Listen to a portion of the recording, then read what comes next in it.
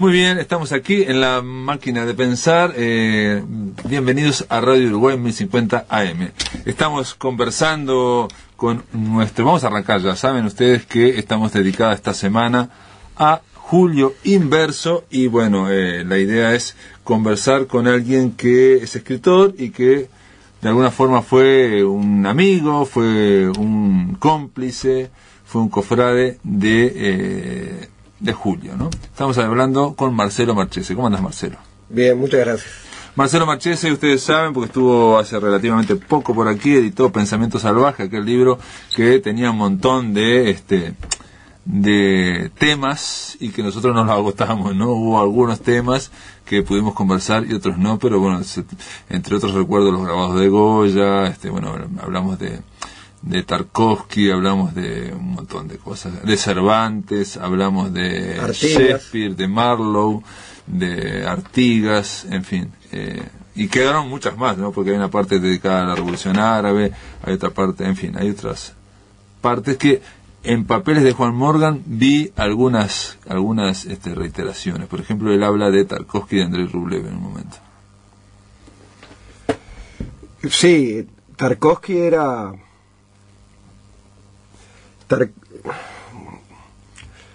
Yo supongo, si yo digo El Espejo es la principal obra de arte del arte occidental, Julio Inverso diría, yo pienso lo mismo.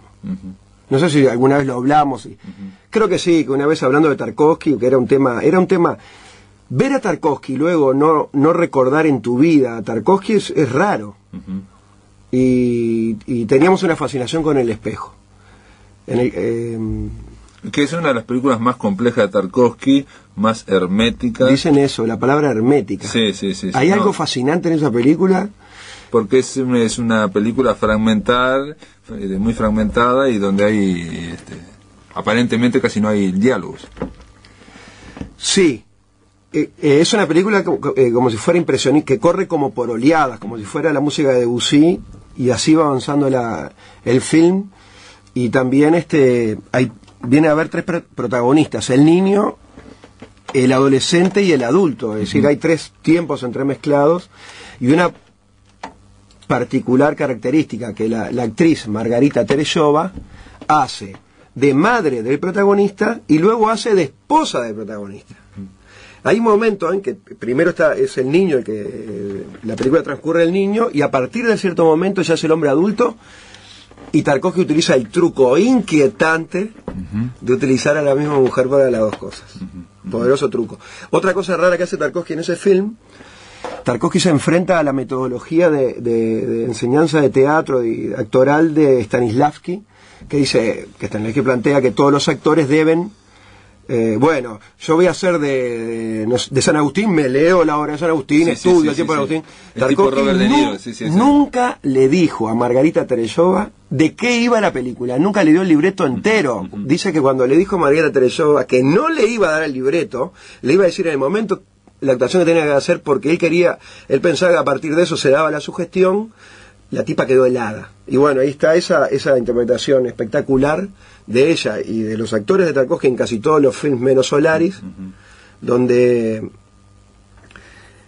Tarkovsky dice, el error del espejo es la escena donde le corta la cabeza no sé si te acordás, hay una escena donde le corta la cabeza a ella, tal vez un aborto, le corta la cabeza a una gallina. Dice que es demasiado como explícito, como poniéndose al cine de Einstein. Bueno, Marcelo, yo te digo, te aclaro que fui a ver esa película, me levanté y me fui. ¿Cuál de todas? ¿El Espejo? El Espejo. Y sin embargo, me quedé fascinación con El Sacrificio, que vi 4 veces, o Stalker, que vi unas 3 veces. Andrei Rublev no me gustó tanto, pero creo que no la vi bien. Solaris me pareció bastante pesadita. En fin, pero digo, son momentos. Yo lo conversé con Mario Lebre, me dijo, no, tenés que darle otra oportunidad a El Espejo. Qué bueno, que le gustaba, mirá. Sí, pero me dijo que de todas las que rescataba, tenés que darle la oportunidad al Espejo de nuevo, porque cuando te enganches vas a alucinar. Pero bueno, cuando hablamos de Julio Inverso, disculpame que te interrumpa, vos sos el primero, el único que vas a estar en esta semana que lo conociste y que digamos fuiste casi un hermano para él, ¿no? Grandes amigos.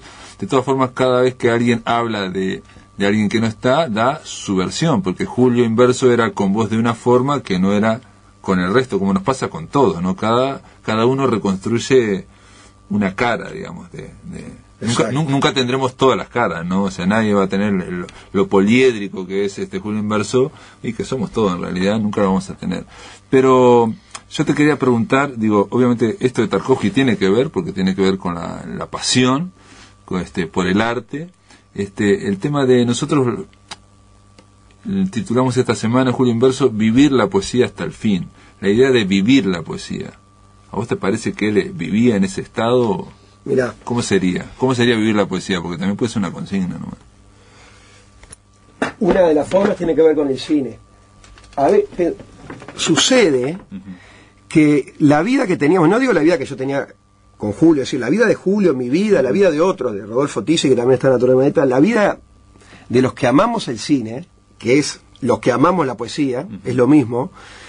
¿No sentís como que el cine entra en tu vida y ante cosas que vas a tomar decisiones en la vida y cosas que suceden, tomás referente, es decir, se te mezcla, el cine tiene algo que es una realidad, que vos la ves y a partir de ese momento pasa a ser parte de una realidad, es decir, tiene grado de realidad para siempre, desde el momento que fue visto en la pantalla. Pero eso no pasa con las obras de arte, o sea, con una buena novela. Supongo que sí, pero me parece que el cine es más completo. Yo qué sé, ¿será el cine el arte más completo de todos los artes inventados hasta ahora? Yo tiendo a creer eso. No quisiera decir que es superior a la poesía. No. Yo creo que sí, que el cine integra la poesía, integra la fotografía, ¿verdad? Pero no es una suma de esas cosas. En realidad el cine no nació. La única muestra de cine que hay en el mundo es Tarkovsky. El único que se acercó al cine como lenguaje, eso no lo digo yo, lo dice Henry Miller y lo dice Tarkovsky. Y lo dice, y en parte lo dice Bergman. Yo solo logré en 2 o 3 segundos lo que Tarkovsky hace en todo su film, dice. Entonces, vos, cuando yo conocí a Julio Inverso no escribía. O tal vez había escrito 1 o 2 poemas, pero sabías que era un poeta. Yo sabía que era un poeta. Yo tenía 17, 16 años. Digamos que era un botija raro, diferente. No tenía amigos que fueran como yo, estaba perdido y solo.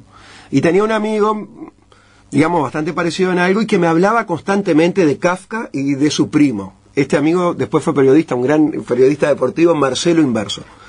Y me hablaba de su primo. Y un día lo fui a visitar, bueno, ese día fumamos marihuana, capaz que de la primera vez que fumé marihuana fue con Julio Inverso. Y había algo raro, todo era diferente. Es decir, el gusto que él tenía por las mujeres que le gustaban eran medio que él veía belleza a mujeres que yo hasta ese momento las tenía más estereotipadas. Eso ya era asombroso. De las primeras conversaciones que tuvimos sobre sexo, no le importaba a él la cantidad de orgasmos que pudieras tener. Ella te daba otra visión diferente de las cosas y tenía algo que vos sabías.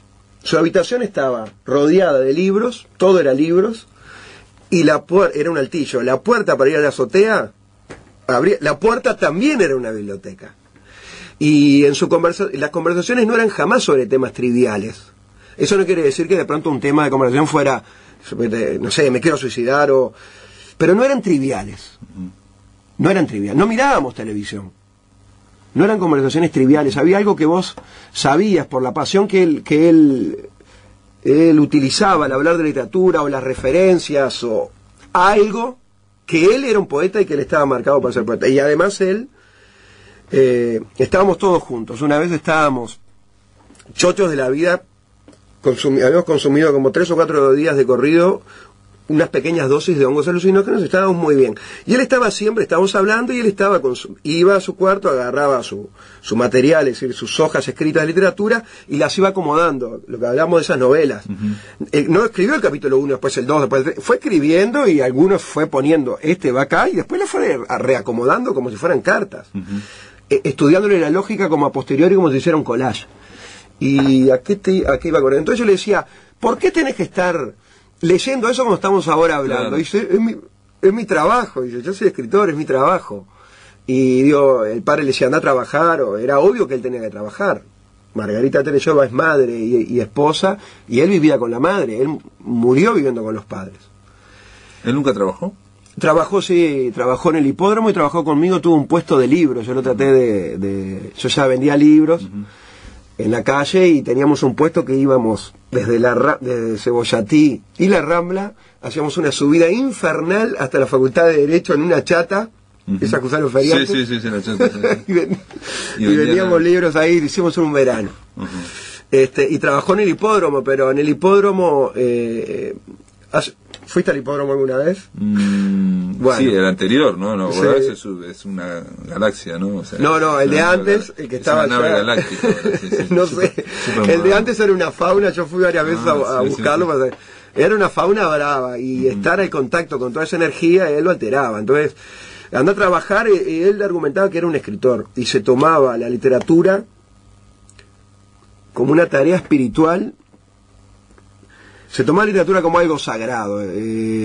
Un buen día es un día donde yo escribí un texto. No es tan bueno si yo me dediqué a corregir un texto.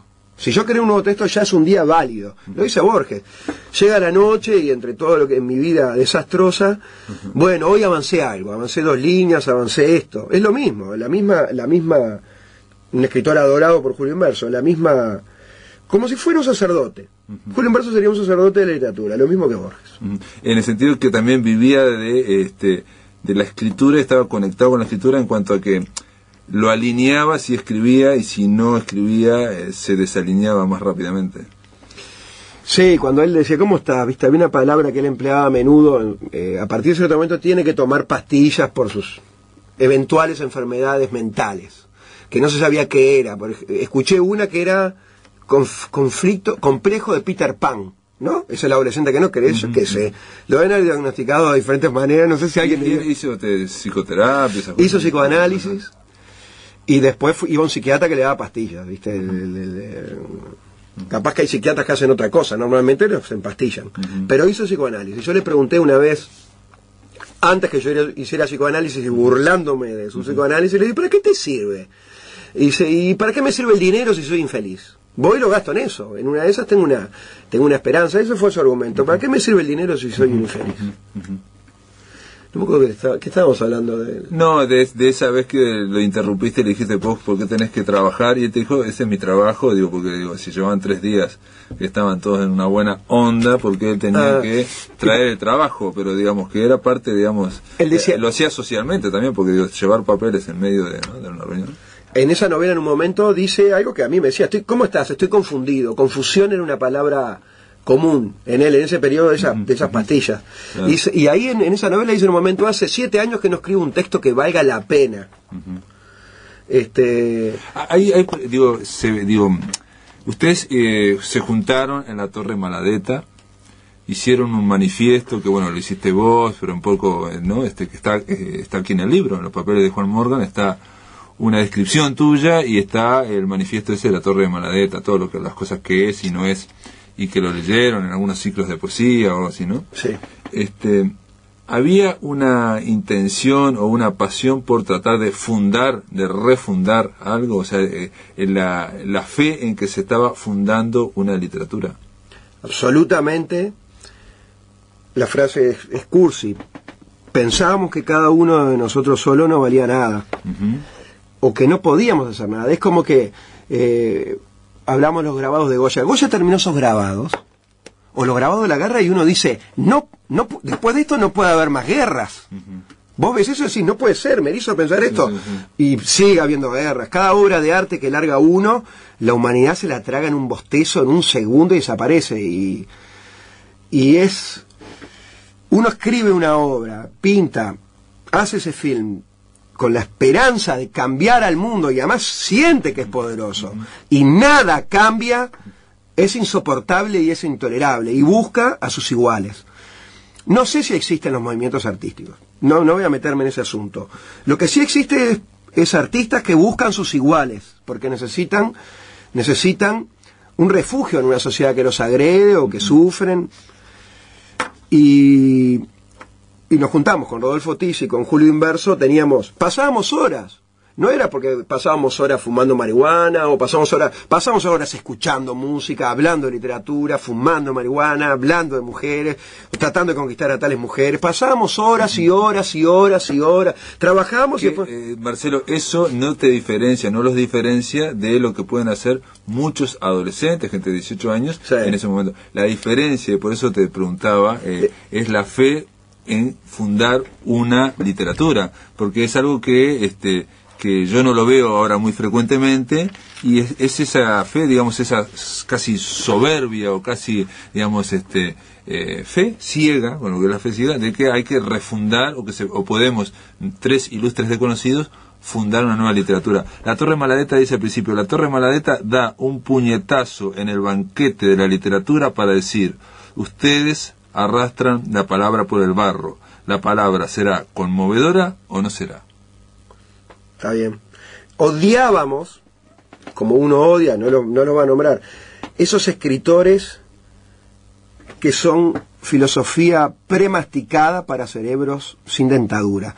Los escritores, lo tengo que decir en la radio estatal, que apoya al Estado, los escritores de la patria. Realmente nosotros los odiábamos. Como uno los odia, está bien, no odio a la persona, odiábamos esa literatura y sentíamos que estábamos ninguneados en nuestra literatura. Yo no quiero que le hagan un monumento a Julio Inverso, sería lo peor que podría pasar. Claro. Hay que estar a la altura de la literatura de Julio Inverso. Yo propongo a los escuchas que lo lean, a ver si encuentran en la historia de la literatura uruguaya un escritor de esa densidad. No digo que sea el único, está Feliberto Hernández, pero qué densidad. Es una densidad poética que además si un escritor lo lee se dice a sí mismo, no escribo más. A mí me ha pasado leerlo ahora hace poco el libro y digo, esto es muy fuerte, es muy fuerte la comparación con lo que uno hace. Ajá, pero ¿y qué, por ejemplo, eso que te pareció muy fuerte, qué era? ¿Te acordás, no? Sí, la densidad de imágenes, la capacidad de provocarme imágenes constantemente, es como si me estuvieran pasando un film que cada un microsegundo una nueva imagen, poderosa imagen, emocionante. Pero te quería precisarlo de fundar algo. Había ciclos de poesía, ibas a los ciclos de poesía, la pasabas mal, o se leía y nadie critica. Si el arte no te conmueve, no es arte. Si la pintura que estoy viendo no me eriza, no me hace llorar o reír, no es una obra de arte. Eso lo firma Julio Inverso, lo firma Rodolfo Tiso y lo firma yo. Lo dice Bretón. Estábamos como si fundáramos el surrealismo o el romanticismo, sí, claro, o el romanticismo, Guambia, andá a saber cuál fue más revolucionario. Estábamos en eso. ¿Cuántos seríamos? No sé, sabíamos que íbamos a ir para adelante y alguien nos iba a seguir. ¿Y qué actividades podíamos hacer? Estaba en nuestra literatura. Yo no escribía tanto en esa época como él, que ya era un escritor, digamos, hecho y derecho. Rodolfo Tiso también ya escribía, eran todos mayores, los dos mayores que yo. Y los grafitis y las lecturas de poesía. Y la primera lectura de poesía que fuimos en el bar Utopías, es inolvidable y está ahí. Julio Inverso no se animaba a leer en público. Por lo tanto, leyó Rodolfo, gran lector que había hecho un curso de oratoria, gran lector y gran orador. Y luego leí yo las cosas de él, de Julio y mías, porque él no se animaba. Y provocamos una conmoción. Fue un éxito rotundo. Y cada vez que íbamos a un ciclo de poesía, íbamos con el afán de molestar, de emocionar y, como él dice, de conseguir pibas, porque es inevitable. Las palabras mueven a las mujeres más que a los hombres, me parece. Yo estoy casi seguro de eso. Quisiera confirmarlo. O es porque uno es hombre y tiene más... O si no es la mujer más sensible para la poesía que el hombre. Te pregunto. Es una buena pregunta, La verdad que no nunca lo pensaste. Yo lo he pensado a menudo y he llegado a la conclusión que sí.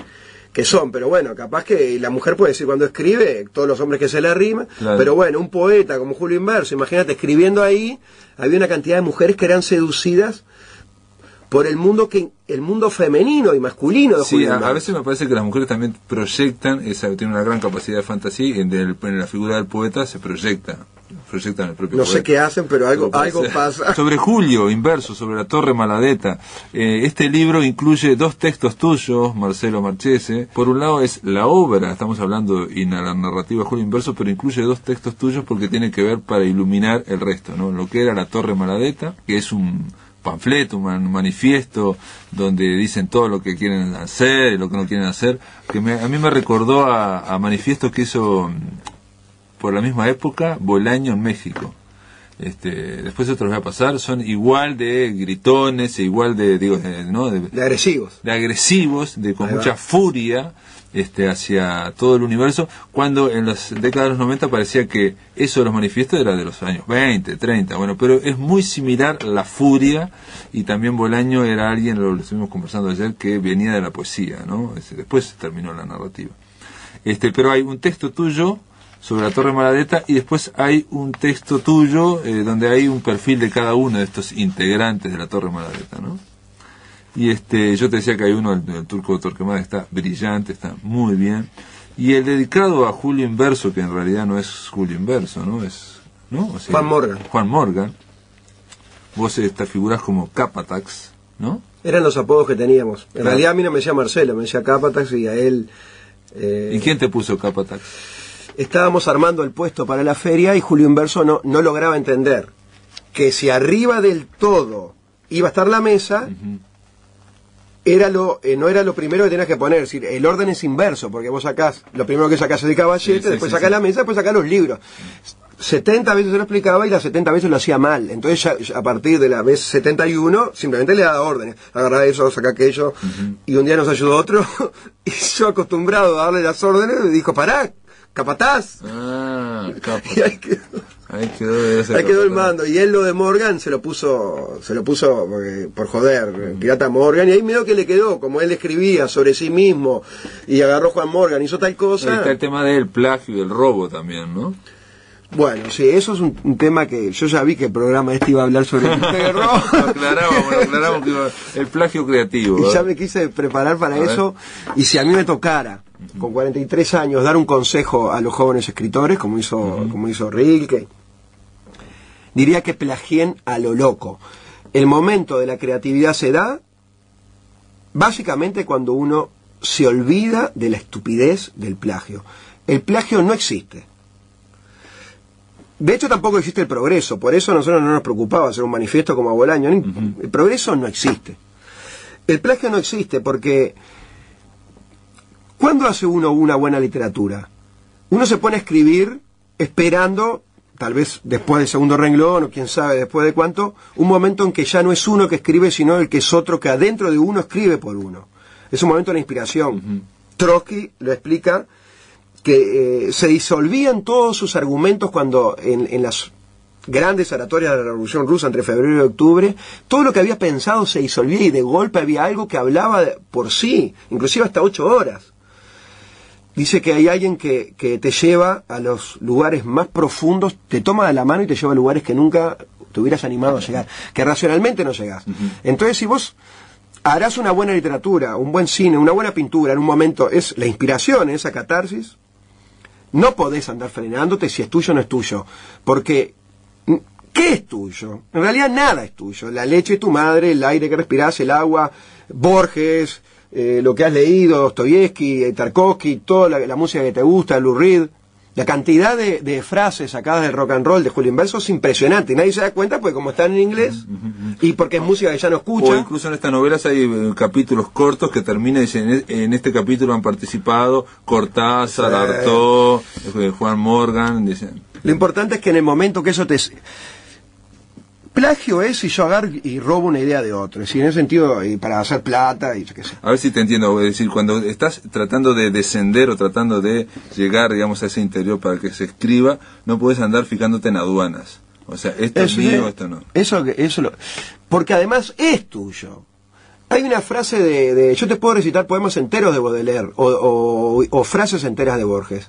El descubrimiento del amor como el descubrimiento del... así como el descubrimiento del amor como el descubrimiento del mar, así el descubrimiento de Dostoyevsky marca un periodo memorable en nuestras vidas. Chao.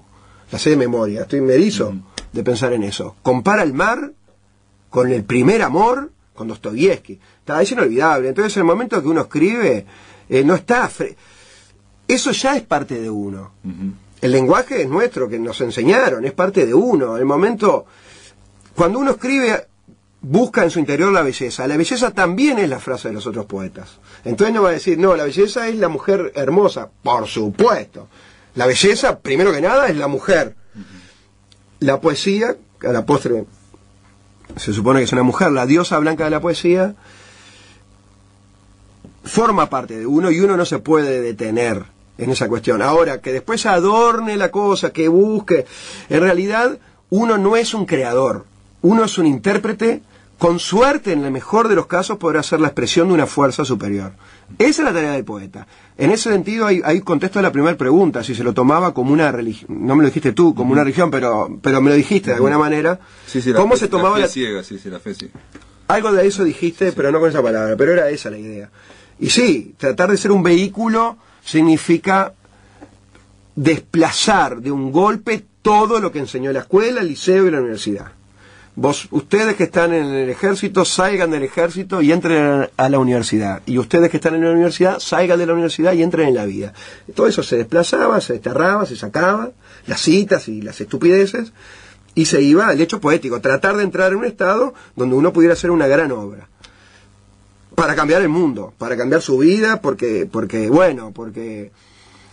es placentero escribir. No, y para poder también sobrevivir, ¿no? En el caso de Julio Inverso me parece que también, y muchos escritores, en realidad no de Julio Inverso, no lo conocí yo, de que el producir te de alguna forma te balancea, ¿no? Te alinea ¿no? Hay una alineación. Es una terapia seguro. Claro. El arte es una antigua medicina, porque es una antigua medicina, por ejemplo, Las Mil y una noche, los cuentos de Grimm, su carácter terapéutico marcado por Freud, marcado por el psicoanálisis de los cuentos de hadas, Bruno Bettelheim, por Cancino Sassens. El cuento ayuda al niño a resolver sus problemáticas, sus fases de evolución, pero para el escritor también es una tarea terapéutica porque cierto hecho traumático de su infancia, Julio Inverso lo aborda, digamos, en su narrativa. Por lo tanto, ese pasado cambia. En realidad el pasado no existe, como no existe el futuro. Solo existe un presente. El presente usa del pasado. Cuando va ese pasado, ese hecho traumático, y lo hace un cuento, ya ese pasado que tenía una sola cara ahora tiene dos, tres, y aquel desdoblamiento que también hablaste en algún sentido. Por lo tanto, es terapéutico porque yo transformo en mi pasado, un pasado traumático, y lo reelaboro, y el agujero como que ni se está, pero ahora está abordado de alguna manera. Y hecho arte. Y tal vez eso es lo que más conmueva del arte. No hablar de una felicidad, quién sabe qué. La transformación del dolor en belleza es lo mágico del arte, porque el que lo está leyendo lo está percibiendo de alguna manera. La magia existe. Una especie de alquimia, él lo dice continuamente. Ya no creo en nada, creo en la magia, cada vez más, que aparece en todas partes. Lo dice Morgan, pero es Julio Inverso. Ahora, y él era el más mago de la literatura de los últimos años. Por eso no quiero andar comparando con Feliberto Hernández, pero de los últimos 30 años... Nosotros pusimos vivir la poesía hasta el fin, porque Julio Inverso también tuvo un fin muy violento, que es, digamos, el suicidio, y que es alguien que, nació en el 63, se suicida en el 99, de alguna forma es esa actitud ante la literatura. Primero, si con ese último acto estaba haciendo literatura, te lo pregunto, de alguna forma. Sí. Y lo otro es si él, de alguna forma, los demonios pudieron más que él. Es triste, yo pienso... Obviamente vas a decir tu versión de lo que vos sentís. Sí, por supuesto. Nunca voy a ser... sería despreciable ser la versión oficial sobre Julio Inverso. Claro. Estaría bueno que se muestre la faceta oscura de Julio Inverso, cómo de pronto él te hacía maldades como forma de suicidarte. Es decir, él te robaba un disco para venderlo, para conseguir una droga, para comprar yerba, para hacer mate, como forma de que vos lo aislaras, como forma de aislarse. Era un mecanismo suicida. No lo hacía de hijo de puta, él lo hacía para aislarse, pero me dijiste algo y bueno, el suicidio es un acto narcisista también, porque dejando de lado el dolor que te lleva al suicidio, eso es indudable, el suicida sabe que al morir queda más vivo en la cabeza de los demás. Ay, si yo hubiera ido, si yo hubiera hecho esto, si yo hubiera hecho aquello, y el suicida decide morir, decide vivir eternamente, Morgan el inmortal, decide vivir eternamente en la cabeza de todos nosotros. Seguramente él consideró lo que... Entonces dice, me voy a matar, pero se van a acordar de mí. Eso... O sea que estoy escribiendo en serio, esto va en serio, por ejemplo. Lo que pasa es que cuando uno se suicida, su fama de artista ya está establecida, ya es una firma que hay abajo, porque Hemingway, para mí su literatura no vale absolutamente nada, pero se suicidó y además estuvo en Cuba y no sé qué cosa, se suicida, parece más auténtico. En el caso de Julio Inverso es auténtico, y la literatura de Julio Inverso 100.000 veces superior a la de este otro. Pues yo por eso digo, en esa actitud de fundacional y de vivir la poesía, también puede ser como, por ejemplo, no conseguir publicaciones, que yo creo que sí, que la consiguió, que tuvo un cierto reconocimiento en vida, digamos, no es que fuera absolutamente marginado y desconocido y no sé qué. Pero necesitaba ganar dinero con eso, ese fue el drama. Se suicidó por sufrimiento, Sin duda hay un cúmulo de razones cuando uno llega a eso. Uno no puede saber qué haría en un caso así, porque primero que están en ese sufrimiento. Pero precisamente, como no nos suicidamos, no estamos en ese sufrimiento. No podemos saber. No maldigas del alma que se ausenta. Darnoyan también le gustaba, no sé si está claro acá en el libro de Julio Inverso. Sí, sencillamente, no estamos en la cabeza del suicida como Bob Dylan para... también está. Sí, yo no recuerdo que le gustara tanto. Pero sea como sea... No estamos en la cabeza del suicida, como si estuviéramos... No, mi pregunta era simplemente, digo, desde el punto de vista estético, estamos hablando de si podía ser un acto dentro de lo que sería esa estética romántica, en el cual el corazón te lleva más allá de, digamos, más allá de la razón, ¿no? O sea, es ir hasta el final. Pero bueno, eso son suposiciones simplemente. Pero que de alguna forma también en esa actitud de fundacional que tiene algo de adolescente, ¿no? Algo de joven, ¿no? Totalmente adolescente. ¿Qué pasa? En esa actitud de fe, de fundar una literatura, ¿no? Que Onetti la tenía, atención, ¿no? Onetti también creía que estaba fundando una literatura, o Borges también, Borges decía esta literatura no justifica, ¿no? En esa actitud joven, adolescente, muchas veces hay algo que no quiere llegar a los 40 años o pasar los 40 años. Sí, además está el modelo de Rimbaud, 37 años, de Van Gogh con 37 años, de Parcel, que creo que murió con 36, y este otro, Mozart, 37 años, no sé si no me estoy repitiendo. Hay algo de eso en la adolescencia que dijiste. Hay una entrevista que le hacen a André Breton, que le hace a André Perinault, le hace una serie de 2 entrevistas de creo que 2 horas cada una, un libro precioso. Y dice, bueno, ¿y qué querés decir ahora al final? Le dice, bueno, uno hace un balance de su vida y dice, ¿venció o no venció? Bueno, no se puede saber si Julio Inverso no venció. No sabemos qué crisis avecina ahora en el capitalismo, no se sabe absolutamente nada y el tipo no muere si deja un libro, o 2, o no importa. Si dejas una obra, ya pasás a... Precisamente, lo que hablamos de plagio. Los jóvenes de ahora, los viejos de ahora van a leer a Julio Inverso y eso va a